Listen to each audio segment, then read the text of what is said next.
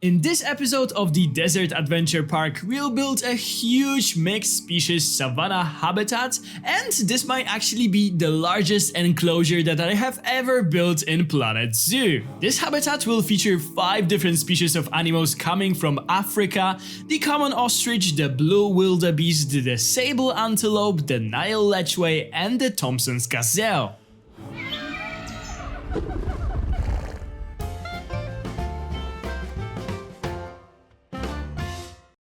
Hello guys, this is Cesar Creates, and welcome back to my channel. I am so incredibly excited for today's video because I can finally show you what I have been working on over the last, I think, 2.5 weeks.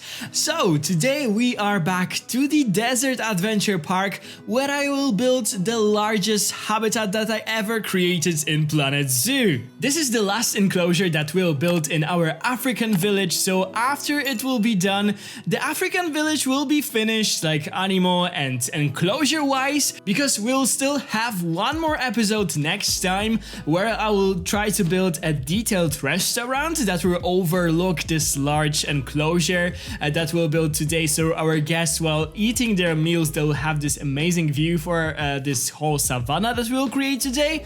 And after that we will also have the final tour of this entire section of the zoo. So this is all very exciting and I cannot wait to move on to other sections to start building it, because I have some really nice plans for it. But coming back to today's episode and the enclosure, so this will be a large mixed species savanna habitat that I really wanted to create one day in this game, and it's finally time to build it here. This enclosure will house 5 different species of animals, and those will be the common ostrich, the blue wildebeest, the sable antelope, the Nile Lechwe, and the Thomson's gazelle. And this enclosure will also feature a lot of different things, areas, and so on. So we'll have a detailed backstage area, we'll have stables for those animals, we'll have 3 different buildings for them to sleep in with night quarters, stalls, and all of that. We'll have different holding pens where the keepers will be able to separate the animals. That I think is very important in a large habitat like this.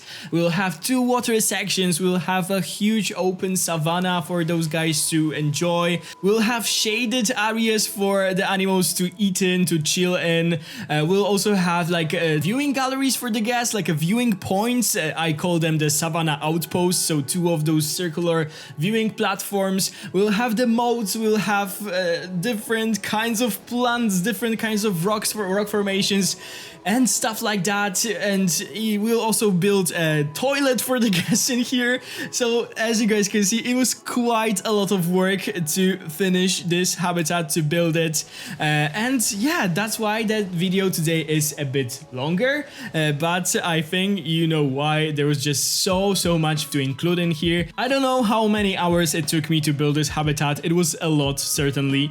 I didn't record everything. I didn't record the things that were just repeating, like, I don't know, adding thousands of rocks, little rocks to this habitat, for example, or different grasses or things like that. I just focused on the most important parts, and those are the parts that you'll see in the speed build. If you feel like I skipped something, if you don't understand certain parts of this habitat, if you don't know how I've built different things, you can always ask down in the comment section, and I will for sure reply and try to describe and, you know, just talk you through the things that I did here. Because it's a longer video, I have prepared so many things that I want to tell you guys, I want to talk with you. I'll try to speak through the entire video as I always do. Sometimes it's a struggle, but I will try to do it. And yeah, let's start with the things that I already done, because I don't want to have those situations where I would talk through like 15 minutes off topic and then suddenly I will, like, you know,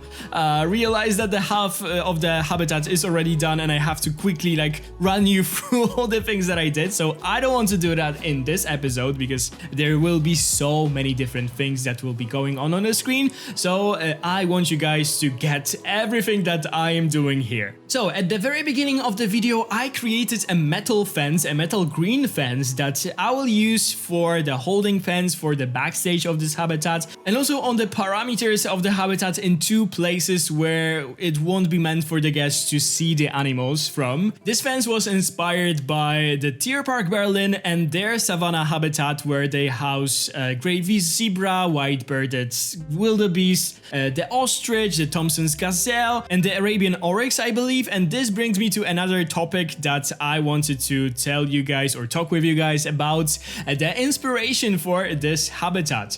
So I was really inspired by different savanna mixed habitat that I saw in different zoos. The one that I just told you guys about, the one in a Deer Park Berlin, is so beautiful, and it is a relatively new enclosure where you can really see this modern approach of the zoos trying to recreate the natural habitat of the animals that it houses.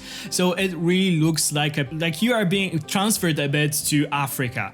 The other enclosure that I was really inspired by was the Lewa Savannah, I think it is called, in the Zurich Zoo. Another really beautiful savanna enclosure for giraffes, ostrich, the white rhinos, I think some gazelles, also zebras. Really beautiful enclosure. If you'll ever be in Zurich, I really recommend, going to their zoo because it is so good. The other one is of course the enormous, huge, large savanna enclosure in the San Diego Safari Park, where you can take, this jeep tour with a guide. You are just basically going through this beautiful large enclosure that is so enormous, and that allows the animals to showcase their natural herding, I don't know, wallowing in the mud for the rhinos and stuff like that. Such a huge inspiration for this habitat. Of course it is not as big as the one in the safari park, but still the habitat that I am creating here is enormous. And of course this entire zoo is inspired by my visit to the Dubai Safari Park, and this enclosure, it also takes some things from this enclosure and from my visit, from the photos that I took there. The entire layout of our African village in here is very inspired by the layout of their African village. So they also have this big savanna enclosure in here, but it is so much smaller. They have elands in there, they have gemsboks and some other antelopes. I don't really remember, I think impalas maybe, but there are different kinds of antelopes, and in here we'll have slightly different animals. So this is all when it comes to the inspiration for this habitat. I always like to include that part because you guys are often like, oh my god, this is my local zoo, I recognize this, I go there so often and I know what you were inspired by and stuff like that. If I don't include that part, I sometimes forget, or I'm just simply not inspired by anything. I often get some comments like, can you tell us what it was inspired by? So I always try to include something like this. Okay, and when I was finally done with the fence, it was time to make the moat that will surround the entire habitat. I noticed that for those habitats, those huge savanna habitats, you often don't have traditional fences around, because I think that they will take you out of the fantasy a little bit. It is meant always to be a huge open area that is supposed to look like it belongs there, there's no I don't know, boundary or anything. The fences are often hidden in the tall bushes or moats or ditches that you don't even see, so it creates this illusion that the habitat is even bigger because you don't see those boundaries. This is definitely something that I was going on for here. After that, I created a really cool fence that I really love. It was using the African beams and the new netting from the Oceania pack. I think that the fence turned out amazing. It looks like something that you'll see in this African section of the zoo. Really cool stuff. I of course didn't include the footage of doing the moats all around this habitat. The habitat is so huge. I actually measured the entire space before starting to build, because I just wanted to know how much space I have here to fill, and it was 7,000 square meters. And 7,000 square meters is something like 75,000 square feet if you are American, or 1.7 acres. So just to give you perspective of how much land I was working with, it was basically like creating at least 3 habitats in one video. video, both when it comes to the space, but also we'll have 3 different shelters. Every shelter will have its different interior. We'll have 2 different viewing galleries. We have those massive moats. We have 2 different water sections. So it was really a lot of work, but I think that it was totally worth it. But because in the end, I think that this is one of my favorite habitats that I ever created. It looks beautiful. It looks both zooish, but also very natural. I normally don't like creating big habitats in this game because it is always so much work. I prefer to build for those smaller animals because you can really focus on those details in there. But I decided here, okay, I will really take my time and I will do this as detailed as I will be able to, without rushing, without, you know, trying to be on a schedule of uploading videos or anything. I will just do it at the same level as I would do a small habitat. And that's because that is why it took me over 2 weeks to build, edit, you know, record the voiceover and so on, because it was certainly so much work. Just to put it in perspective, for example, adding those small pebbles that I like to add in all of my habitats, I think it took me 1 evening to just place those pebbles. So imagine several hours of sitting and only placing those small rocks in this huge habitat. It was really so much work. I really hope you guys will appreciate that. I really hope you will like this habitat. Believe me that my fingers did hurt from all of this clicking. So if you can do just one little click, you know, just this one little click for all of my clicks that I did here, you can go a little bit down there and click the like button. It will really help this video out and will help me out, and will just let YouTube that, you know, you still like and appreciate my videos. So I would be very, very grateful for that. So after I was done with the moats, with surrounding the whole habitat with those fences, the netted fences, it was time to create the Savannah Outposts. That will be those elevated platforms, like those circular platforms, for our guests to go in and to have a slightly better view for our animals. We'll have 2 of those. One will be situated opposite to the white rhino habitat, and the other one will be next to our flamingo habitat. To give the guests some shade when they will be watching our animals, I actually reused the thatch roofs that I already created somewhere in our zoo. I just added some details to them using the new thatch pieces from the Oceania pack, and I was also finally able to change the color of the thatch because of the recent update. Now we are able to change the colors of all the thatch pieces in the game from all the themes, all the DLCs. I think that this color now is just perfect for our African section, and what I will have to do is go through this entire section and change the colors of all the thatch pieces that we have in there, and there are a lot. And there are a lot of them because we are really sticking to this typical African theming with the mud huts, with all that stuff. I know that some people may think of it as cheesy and dated, but to be honest, the cheesy and dated was something that I was going for from the very beginning. This was very inspired by the Dubai Zoo. They also have this really themed area in here, and this is what I was going for. And we'll also do it for different areas. For example, where we'll build the Asian village, I will for sure use the pagodas. When we'll go for the American village, I will probably build something like Western themed, maybe, I don't know, but this is basically my plan for this. This was meant to be like this from the very beginning, because this zoo is meant to be like a high contrast from my Elm Hill City Zoo, where we are not building a very themed habitat. We are going for a European city zoo, and in here I wanted to, you know, have something completely different, not to bore you guys with the same style of the enclosures. So what I also did was add the planters in the middle of those outposts to make them look a bit more interesting. I also sunk down the barriers for the guests so they won't be going through those barriers if I will ever decide to open the zoo. And then I did a toilet building, like a mud hut where the toilet will be located. I just wanted to have a building in this area where we've built last time for the lions. I thought about adding like a drink shop or an ice cream, maybe something like this, but I realized that there is no toilet in this area of the zoo, and our guest needs a toilet, so I decided to build simply a toilet in there.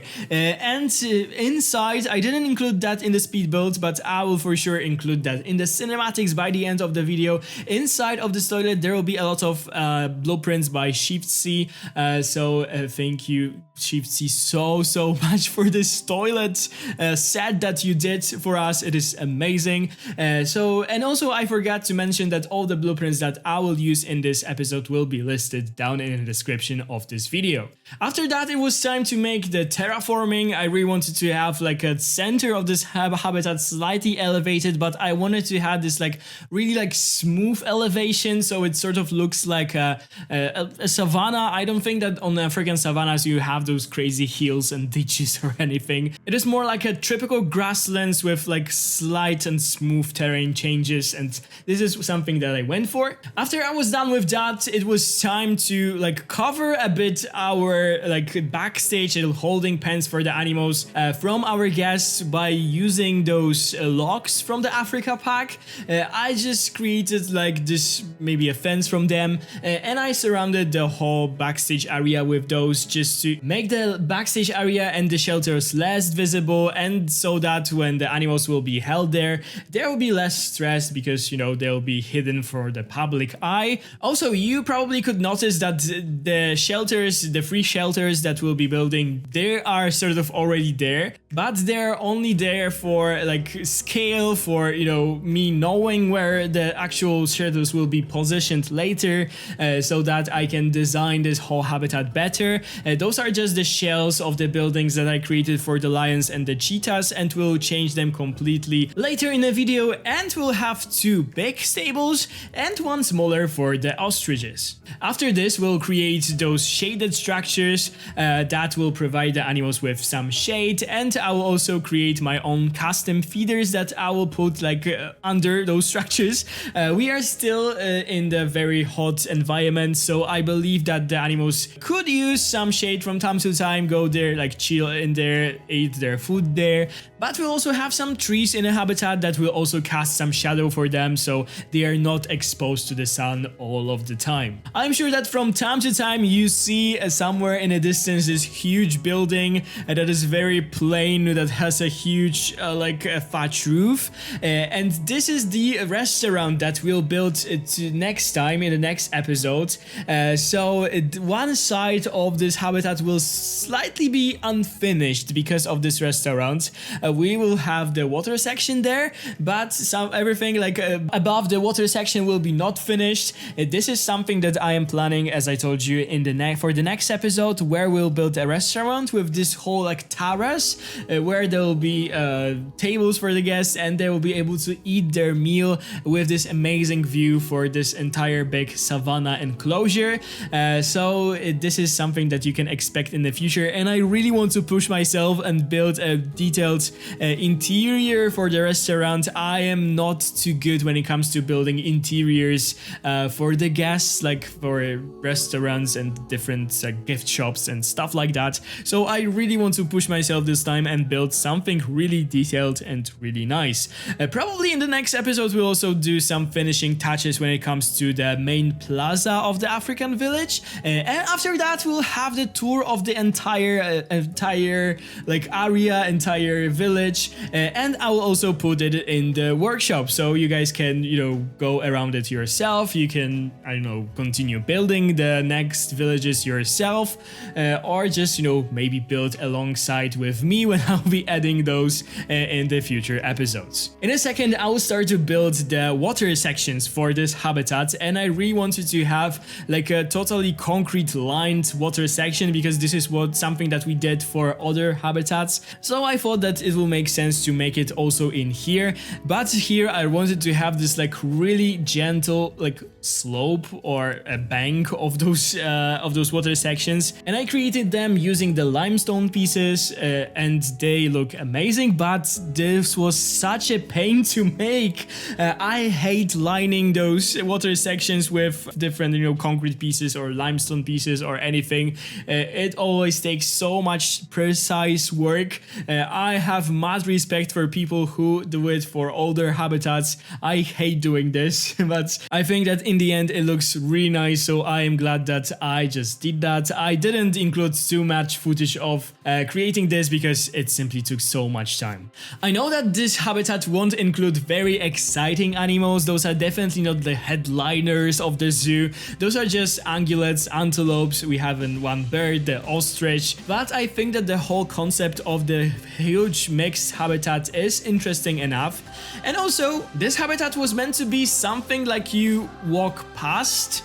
Maybe you stop a bit, look at it, but there will be definitely some more exciting things along the way. So if you are going past this habitat, you will go, for example, to see the rhinos, and then you'll go to the main path again and go past this, go to the outposts, look at the animals a bit more, and then go further. Something maybe interesting will happen, so you'll just, turn your head right, look at this habitat. But it is meant to be something that will be enclosing the space of the entire village. It is definitely not a main attraction of this village, but it is something really pleasant to the eye. And for me, something like that is still interesting because I like to see the interaction between different species of animals. And normally in those mixed species habitats, the animals will hang in their groups, like there will be herding. So I don't know, the Thomson's gazelles will be in one side of the enclosure hanging together, other species will be together, like, you get the drill. But unfortunately in Planet Zoo, it sort of works this way, like animals are sometimes moving in herds or doing the same thing at the same time, but sometimes they are not. And in this habitat, a lot of animals are hanging next to this bigger viewing platform, and it sort of looks sort of weird because there's a lot of those animals in here. We have 8 of the wildebeest, I think 10 of the Thomson's gazelles, 6 Nile Lechwe's, 5 of the Sable antelopes, and 4 ostriches, and if they will all go into this one space, it seems like they are, I don't know, this is too overcrowded with animals. But if they will spread throughout this whole enclosure, you barely see them. So my problem with this is that they are just hanging in this one spot. And for the cinematics that I will do at the end of this video, I will definitely make sure to move them manually a bit, so it looks a bit more realistic with them hanging in their own groups in different parts of this habitat. So just to let you know, as you guys can see, I am right now using the piles of the rocks.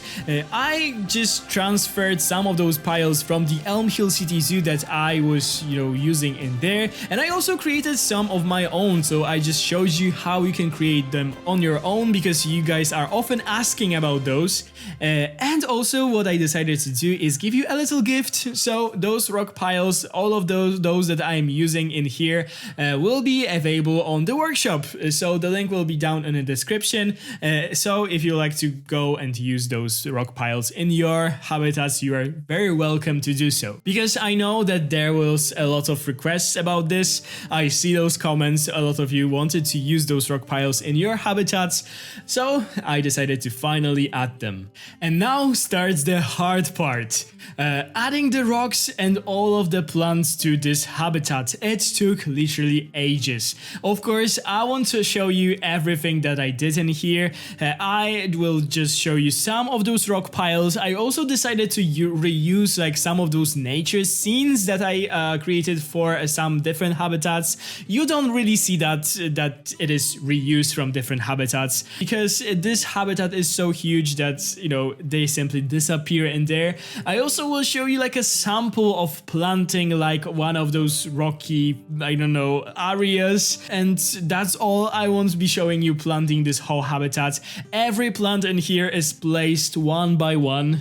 Every plant is, individually rotated. Every plant is basically clicked in this habitat.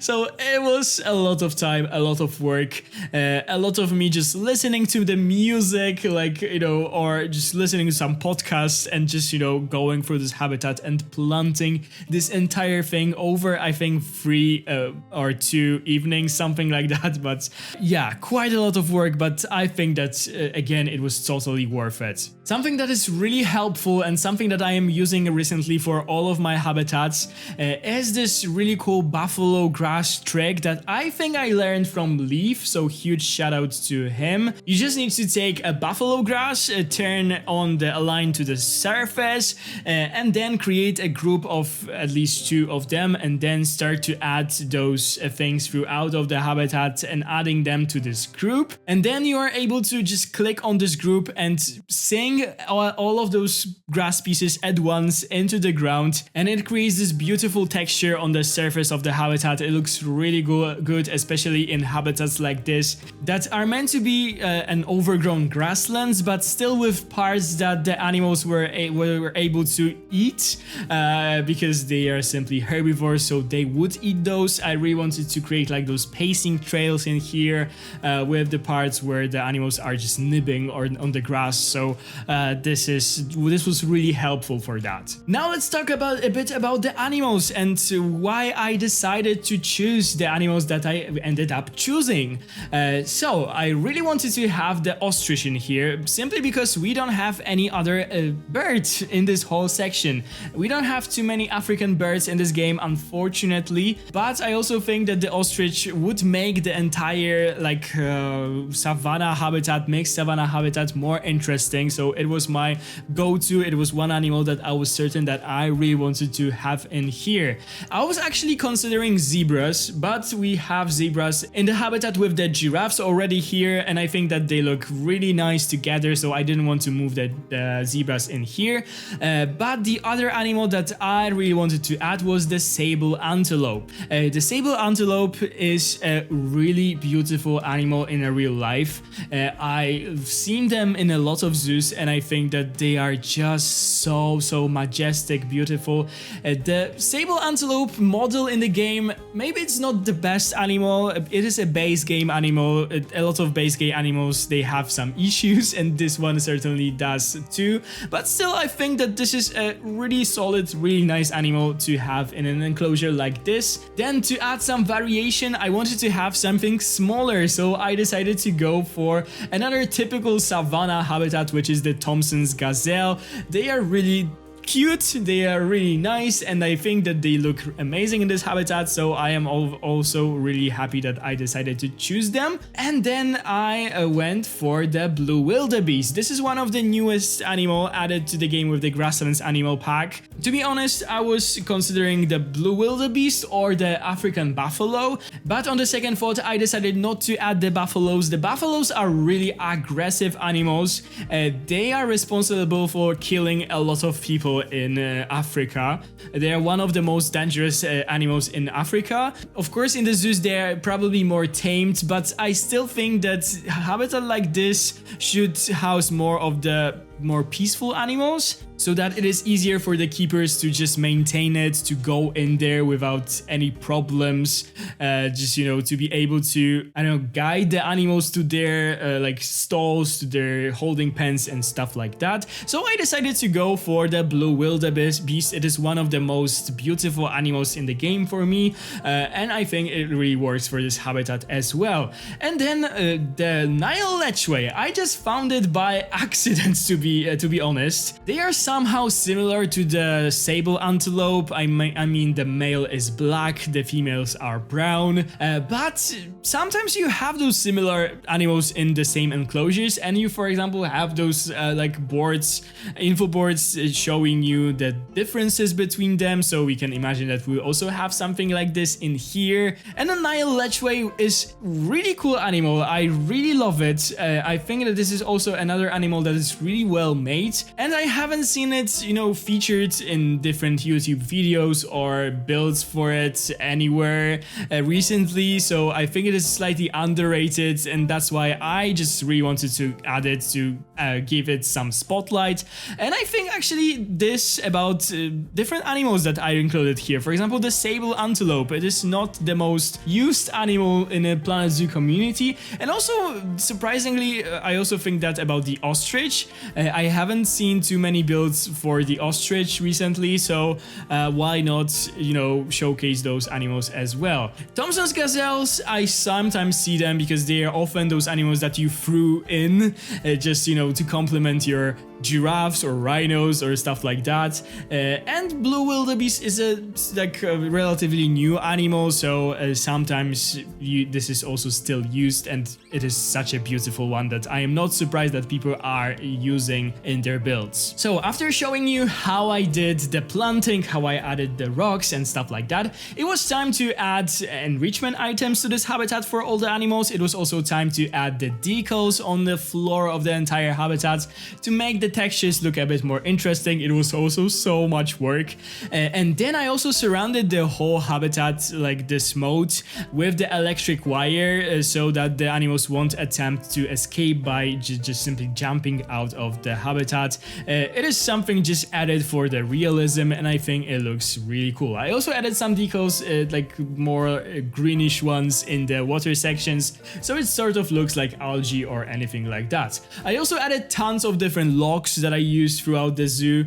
And after that, it was finally time to build the shelters. In here, I will show you only how I built one of the shelters, because the other ones will simply be the same. I just copied them, I changed the shapes or the sizes a bit, but the base is the same. So I was inspired by the shelters for the ungulates from the Dubai Safari Park, and the thing that inspired me was how open they were. So those buildings don't have solid walls everywhere. Sometimes there's only like wire or mesh or anything like that. We are building in a very hot climate, so I believe that it doesn't get too cold for the animals. There doesn't need to be any heating or anything like that, and it is very good for the ventilation to have it open like this. So there will be lots of mesh pieces used for the windows, for the doors, because this is such a light structure. I mean, there's a lot of metal and very thin walls and stuff like that.